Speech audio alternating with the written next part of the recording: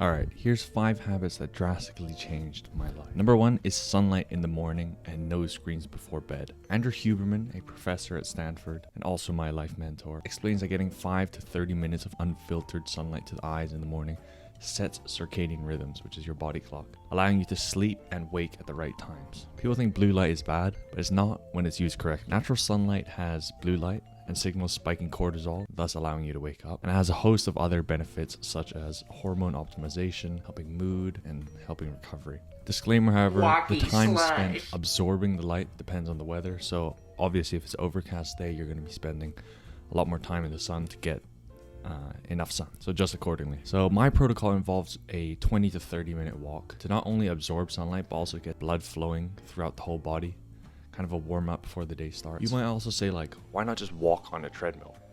Well, walking in real space, otherwise known as like forward ambulation, so physically moving in real space, decreases amygdala activity. Basically, when we move forward, it creates a visual stimulation that decreases activity in the parts of our brains that are responsible for fear and anxiety.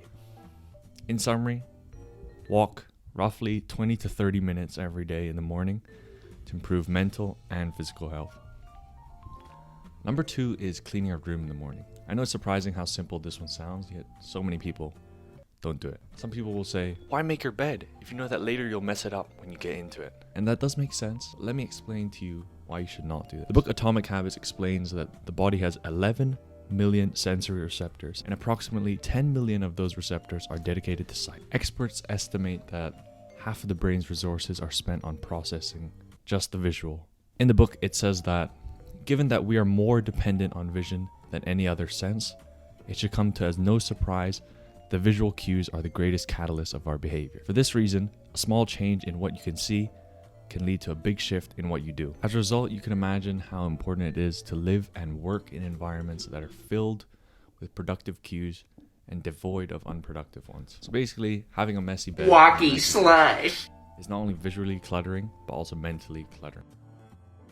Number 3 is cold showers. Please, before you make any judgments, watch my video explaining why cold exposure, especially in the morning, is a beneficial habit to anyone. I accept the challenge from Brandon Williams, Kevin Durant, Kevin Hart, and DJ Steph Floss, and I nominated LeBron Jr., Bryce Maximus, and President Obama. LL's challenge.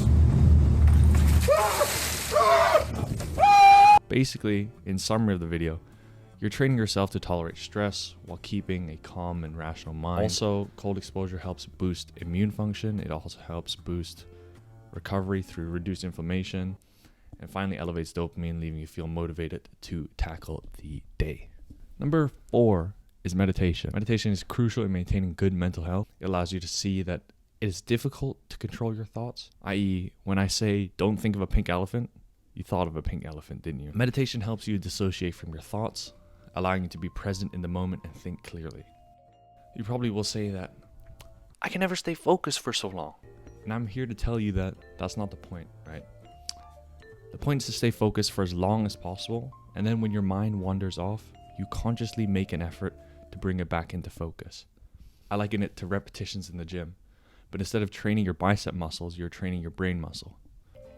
With more training, you're now able to focus on things better and to more intense of an extent, entering sort of a trance without even realizing it. Alright, so the last one's a bit strange to normal people, but hear me out. Number 5 is mouth taping before sleeping. Humans were not meant to breathe out of their mouths. Mouth breathing has a host of downsides. I recommend you read Breathe by James Nestor to truly further understand the mechanisms behind why this habit is good. Every night I tape my mouth shut. I've tried many different types or brands of tape, and I've landed on 3M Micropore tape. First of all, it's the most adhesive, and second of all, it's the cheapest. You can buy like a box for like the price of two rolls of tape of another brand.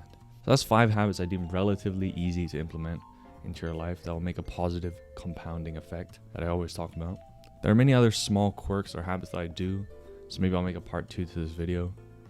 I'll probably also make a video on 5 negative habits that impact your life drastically. But yeah, hope you guys enjoy the video. See you in the next one. Peace.